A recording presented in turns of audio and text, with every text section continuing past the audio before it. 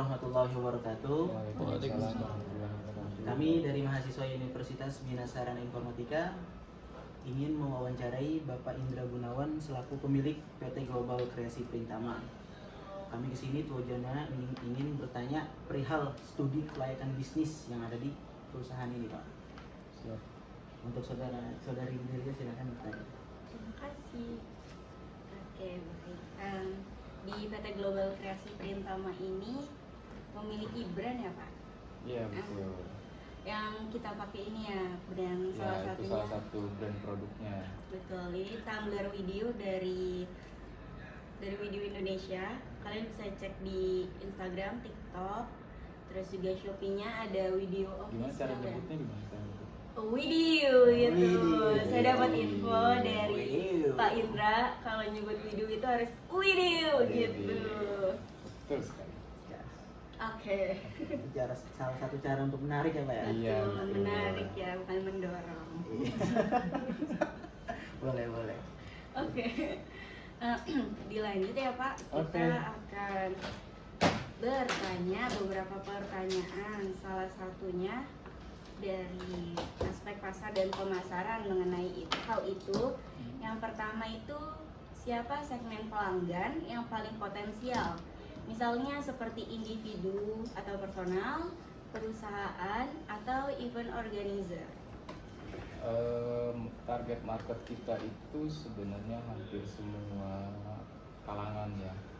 Tapi memang kita menargetkan lebih ke corporate gitu, ke corporate sebagai end user kami, lalu ke para event organizer, karena memang event organizer itu yang lebih sering membuat event-event dalam satu tahun. Event organizer itu juga yang membuat leverage ke perusahaan kita, karena satu event organizer itu kita anggap memiliki 10 klien, berarti kita hanya tinggal memperbanyak event organizer kita sebagai klien, otomatis kita memiliki lebih banyak end user. Oke, next pertanyaan yang kedua itu bagaimana cara memanfaatkan media sosial secara efektif untuk menjangkau pelanggan? Sosial media kita pakai otomatis karena sekarang memang eranya semua serba online, pasti kita memakai sosial media untuk pemasaran, salah satunya Instagram, TikTok, Google, lalu YouTube gitu. Kalau untuk di Instagramnya intinya sih semua sosial media yang penting kita selalu konsisten untuk bikin konten. Kalau di Google kita lebih ke iklan, lalu di TikTok kita rutin mengadakan live dan juga iklan juga di beberapa sosial media. Itu aja sih untuk marketingnya.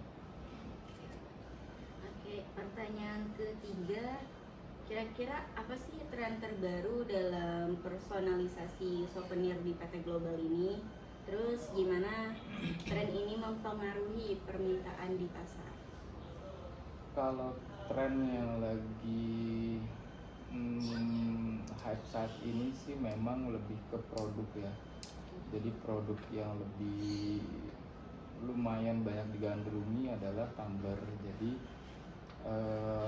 peluang itu kita ambil untuk kita mengimpor tumbler sendiri dengan kualitas yang memang setara dengan tumbler brand-brand lain. Kalau dari sisi souvenirnya di perusahaan ini, kita mengikuti atau kita malah membuat tren di mana kita memang lebih menyodorkan paket bundling kepada corporate. Jadi kita langsung bikin keseluruhan paket-paketan yang isinya beberapa souvenir, dan di situ otomatis si end user kita bisa lebih hemat ketimbang dia harus pesan satu persatu. Itu sih. Oke, pertanyaan keempat, gimana cara membedakan dari brand video ini dari kompetitor di pasar digital printing yang sangat kompetitif? Kalau untuk membedakannya adalah Eh, Pertama kita memberikan garansi. Garansi itu kita berikan dari yang per 1 bulan sampai 1 tahun hingga seumur hidup, tergantung dari beberapa produknya.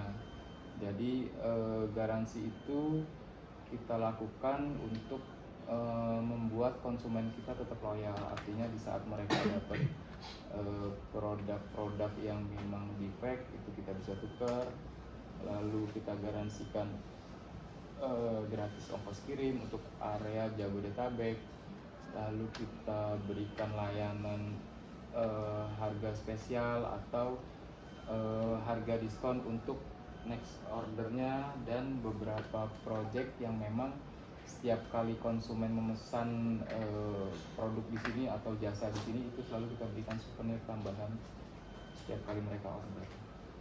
Itu pembedaannya. Oke. Next, dari aspek teknik dan teknologi kita ada beberapa pertanyaan. Salah satunya yang pertama, ada teknologi cetak apa yang paling efisien di bisnis digital printing ini saat ini? Kalau saat ini yang menjadi primadonanya adalah print UV tumbler, di mana kita menggunakan mesin yang sudah up to date, di mana 1 hari atau bukan 1 hari, 1 tumbler itu hanya estimasinya sekitar 1 menit sudah tercetak. Itu jadi bisa lebih cepat. Kapasitas per hari kita bisa sampai 2.000 sampai 3.000 piece untuk tumbler dan langsung bisa dicetak keliling. Dan satu lagi teknologi DTF itu lebih serbaguna karena bisa dipakai ke media apa aja, yang penting bentuknya fabric. Jadi bisa ke topi, bisa ke payung, bisa ke tas, goodie bag dan lain-lain. Seperti itu. Lumayan banyak ya Pak. Lumayan banyak.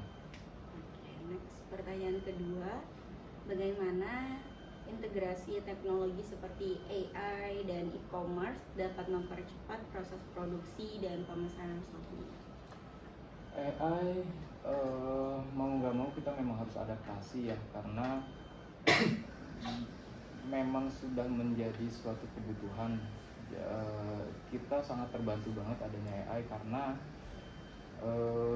kita hanya perlu mengetikkan prompt di mana kita butuh ide atau kita mau yang paling berefek di sini adalah lebih ke konten gitu. Kita sangat terbantu dengan adanya AI, di mana kita kalau dulu kita harus foto, harus ada talentnya, harus ada aksesorisnya segala macam. Sekarang kita hanya tinggal mengetikkan promptnya aja, nanti AI yang tinggal menggenerate.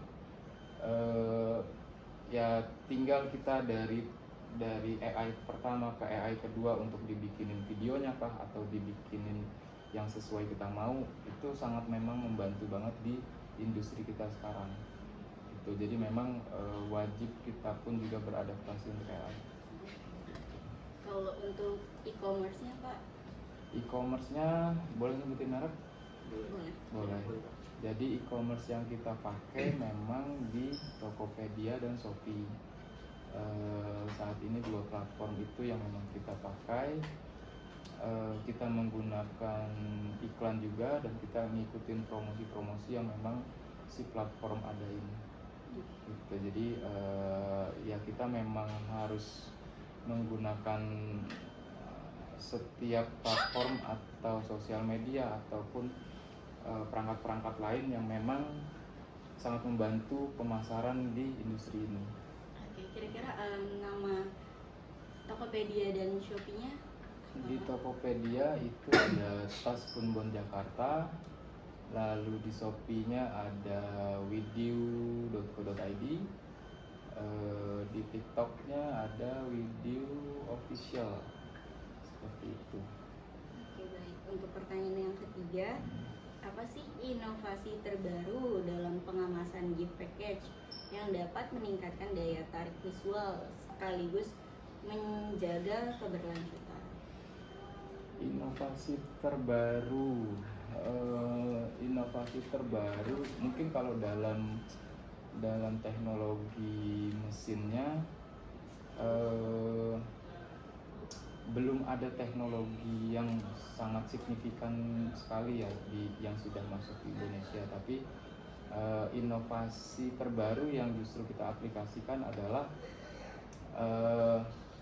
kita membuatkan varian-varian produk dari mesin-mesin yang kita punya, seperti contohnya si DTF atau si Print UV. Print UV ini yang awalnya kita hanya mencetak berupa tumbler, berupa USB, berupa power bank. Nah, sekarang kita coba mencetak ke produk-produk seperti contohnya bola golf yang dulunya itu tidak pernah terpikirkan sama sekali. Jadi inovasinya lebih ke mengeksplorasi fungsi mesin ini bisa mencetak apa aja. Jadi salah satunya bola golf, lalu kita juga pernah mencetak alat-alat bangunan seperti palu, terus obeng seperti itu. Lalu kita juga pernah mencetak, sekarang itu yang lagi sering diproduksi di sini adalah kipas tangan. Itu jadi inovasi-inovasi itu yang akhirnya kita eksplor, bukan lebih ke inovasi atau teknologi mesinnya, tapi kita eksplor si mesin ini bisa menghasilkan untuk produk apa aja, seperti itu. Untuk pertanyaan-pertanyaan selanjutnya bisa ditanyakan dengan Sandi. Iya. Oke. Ganti rumah. Selanjutnya yang akan dilanjutkan dengan Muhammad Sandi Febriansyah yang akan bertanya kepada Bapak Indra Gunawan. Silakan, Kakak Sandi. Tidak saja. Aspek manajemen, Pak. Bagaimana struktur tim ideal untuk menjalankan bisnis digital printing dan layanan custom gift pack? Oke. Tim ideal ya. Jadi kalau bicara tim ideal, sebenarnya di bisnis ini pertama perlu ada leadernya, lalu kedua perlu ada HR finance-nya. HR finance itu bisa dua personal, bisa HRD sendiri atau si finance-nya sendiri. Artinya dia yang mengelola keuangan seperti itu. Lalu ada procurement-nya. Procurement-nya adalah dia yang mencari produk-produk yang memang bisa mensupport untuk berjalannya bisnis ini, dan dia juga yang memang bagian purchasing juga seperti itu. Lalu otomatis kita perlu tim produksi, divisi produksi. Divisi produksi itu terdiri dari operator-operator yang memang menjalankan mesin, lalu tim quality control, sama karena kita ada produk yang memang kita harus press, otomatis ada operator yang memang menjalankan mesin-mesin press seperti itu. Lalu divisi kurir, karena barang-barang ini harus kita kirim ke pemesan, otomatis ada divisi kurir. Divisi bagian gudang atau stokis, lalu sama divisi desain seperti itu. Idealnya sih paling divisi itu ya, yang memang sudah ada di industri ini atau di perusahaan saya.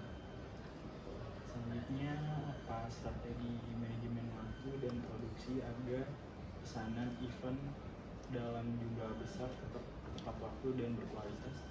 Oke, kalau strateginya pertama kita harus paham kapasitas mesin yang kita punya itu menghasilkan berapa banyak dalam 1 jam atau dalam per hari. Per hari hitungannya apakah memang 8 jam ataukah harus 2 shift 16 jam seperti itu. Lalu kita juga harus tetap memiliki partner-partner atau vendor-vendor yang kita jaga hubungan baiknya. Tujuannya untuk apa? Setiap company walaupun sudah memiliki beberapa mesin pasti punya kapasitas maksimal. Nah, itulah gunanya kita perlu menjaga hubungan baik dengan beberapa partner atau beberapa vendor. Tujuannya di saat kita dapat project-project yang memang kapasitasnya besar atau overload dalam antrian kita, ya vendor-vendor itulah yang akan kita berdayakan. Jadi strateginya paling memang mengetahui kapasitas mesin yang kita punya, lalu kalau seandainya memang kita memiliki kemampuan untuk kita memang menambah mesin lagi, mungkin perlu kita tambah. Dan strategi kedua adalah menjaga hubungan baik dengan beberapa partner. Gitu. Dan selanjutnya Pak, bagaimana Anda melatih karyawan agar mampu mengelola kreativitas dan kualitas secara konsisten? Oke. Pertama otomatis standarisasi atau kualitas yang dihasilkan itu timbul dari suatu masalah ya. Jadi dari masalah yang kita alami atau dari masalah yang beberapa pemain yang serupa dengan kita alami, itulah yang kita jadikan koreksi, lalu kita jadikan pembelajaran untuk kedepannya. Nah, dalam hal itu kita selalu selalu guyup atau selalu kita adain meeting yang konteksnya kita tuh jarang banget meeting yang memang formal ya. Jadi biar nggak terlalu ada tekanan, jadi biasa kita adain meeting di luar kantor yang konteksnya agak santai. Nah, itu kita review bareng-bareng gitu. Jadi kita review bareng-bareng, kita utarakan masalahnya apa, solusinya seperti apa, dan itulah yang akan menjadi standarisasi kita. Otomatis di saat ada penambahan tim baru, standarisasi itulah yang akan kita terapkan. Ini aspek hukum, ekonomi, sosial, dan lingkungan. Apa saja lisensi atau izin usaha yang harus dimiliki untuk menjalankan usaha digital printing dan souvenir? Kalau lisensinya atau legalitasnya sih bisa CV atau PT. Kalau yang saya sudah terapkan di sini bentuknya adalah PT atau perseroan terbatas. Tapi pada dasarnya percetakan itu bisa dijalankan tanpa adanya legalitas. Tapi akan terkendala di saat kita dapat project dari pemerintahan gitu, karena pemerintahan salah satu syaratnya adalah harus ada legalitas badan usaha seperti itu. Lalu lainnya sih ya, kalaupun kita memang punya aset sendiri ya otomatis surat-surat berharga dari aset tersebut seperti itu. Sama ini sih izin dari, kalau memang kita letaknya di lingkungan perumahan ya mungkin izin dari lingkungan setempat RW seperti itu, bahwa kita akan membuka usaha yang berkaitan dengan digital printing seperti itu. Baik. Selanjutnya, bagaimana bisnis Anda mengurangi limbah plastik dari pengemasan souvenir dan gift pack-nya? Salah satu produk yang sudah menerapkan tidak memakai plastik adalah produk kita di tas punbon. Jadi tas punbon itu kita packing, jadi kita punya mesin percetakan Sublim. Sublim itu memiliki limbah yaitu kertas bekas padnya. Nah, kertas bekas padnya itulah yang kita gunakan untuk membungkus produk-produk yang memang kita jual. Contohnya tas punbon itu, tas punbon kita nggak jual, kita nggak packing lagi menggunakan plastik, tapi kita langsung pakai limbah dari kertas Sublim itu seperti itu. Lalu dari produknya kita sudah mengurangi botol-botol plastik, akhirnya kita alihkan ke botol-botol stainless seperti itu. Pertanyaan selanjutnya, bagaimana kontribusi produk lokal atau UMKM dalam rantai pasok gift pack-nya dapat meningkatkan dampak ekonomi lokal? Oke. Kalau dampak UMKM atau dampak apa? Dampak UMKM dalam rantai pasok gift pack. Di Indonesia itu memang UMKM itu menjadi menjadi fondasi sih dalam perputaran ekonominya. Jadi partner-partner kita atau vendor-vendor kita masih banyak yang memang skala rumahan. Itu gitu. Tapi walaupun skala rumahan, tetap standarisasi kualitas kinerjanya itu tetap kita pantau gitu. Artinya kita pernah berkaca atau kita pernah mengunjungi industri-industri rumahan di Cina. Memang ya layaknya seperti perumahan-perumahan, di dalamnya memang mereka mengerjakan skala industri. Nah, itu yang kita pakai untuk kita terapkan ke industri kita. Artinya keseriusan dan konsistensinya mereka dalam mengerjakan sesuatu hal itu yang kita adaptasikan ke industri kita. Jadi beberapa perumahan-perumahan atau beberapa UMKM seperti layaknya pembuatan box seperti itu kita masih menggunakan partner-partner kita atau vendor-vendor kita yang memang skala rumahan, tapi standarisasinya itu kita adaptasikan dari perumahan-perumahan di Cina, yang mana memang masih padat karya, tapi standarisasi kinerjanya itu sudah bisa kita bilang memenuhi spek lokal lah gitu. Baik. Di aspek keuangan, apa strategi printing yang kompetitif namun tetap menguntungkan dalam bisnis defect-nya dan digital printing? Dalam hal ekonominya ya. Iya. Intinya sih gini, kalau hanya mengandalkan perhitungan modal lalu kita ambil margin hanya sebagai patokan keuntungan, khawatirnya kita tidak ada indikator seperti lakban dan lain-lainnya gitu. Jadi kita memang menghitung hal-hal sedetail itu, sekecil itu untuk kita masukin sebagai modal. Lalu gimana caranya untuk menghasilkan keuntungan agar tetap untung? Ya, kita akhirnya salah satu strateginya yaitu dengan garansi, lalu dengan menjanjikan bahwa barang ini bisa lebih cepat jadi. Artinya karena kita tahu kemampuan kapasitas mesin kita dan SDM kita lebih berani untuk menjanjikan barang itu jadi sebelum hari H-nya, seperti itu, dengan kualitas yang memang sudah kita pantau. Dan juga ya garansi-garansi yang tadi saya bilang itu sih yang sampai saat ini masih works dalam menghasilkan keuntungan di perusahaan ini. Dan selanjutnya, bagaimana Anda menyusun perencanaan dan modal awal untuk membuka studio digital printing lengkap dengan layanan souvenir? Kalau bicara modalnya, sebenarnya dulu modal ini hanya kurang dari 100 juta. Modal itu kita pakai untuk membeli mesin, tapi dengan cara cicil. Jadi kita bayar DP-nya, angsurannya itu kita bayar dari putaran produksi atau dari proyek-proyek masuk. Tapi poinnya sih gini,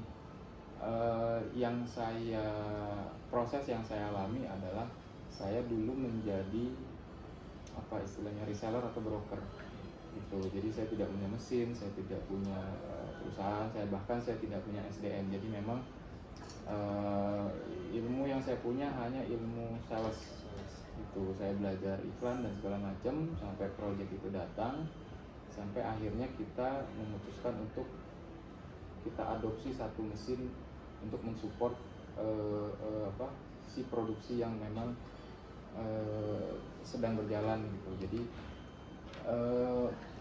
menuju mesin satu ke mesin lainnya itu memang step by step. Artinya di saat kita sudah merasakan bahwa ini sudah overload, kita butuh satu mesin lagi, otomatis besoknya kita akan DP satu mesin lagi, seperti itu. Jadi memang step by step ya, proses yang saya alami ini step by step banget, dan juga tanpa ada bantuan dari perbankan, jadi nggak ada pinjaman modal dari perbankan. murni dari putaran proyeknya itu sendiri. Tanya selanjutnya Pak, apa indikator keuangan utama yang digunakan untuk mengukur keberhasilan dan pertumbuhan bisnis ini? Otomatis indikatornya ya laba bersih ya.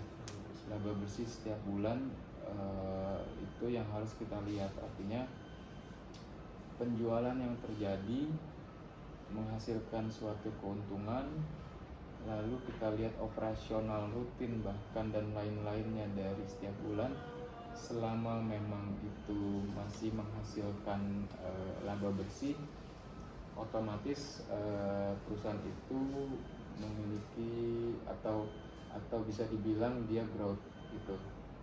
Tapi standarisasi margin atau laba bersihnya ini juga masing-masing perusahaan punya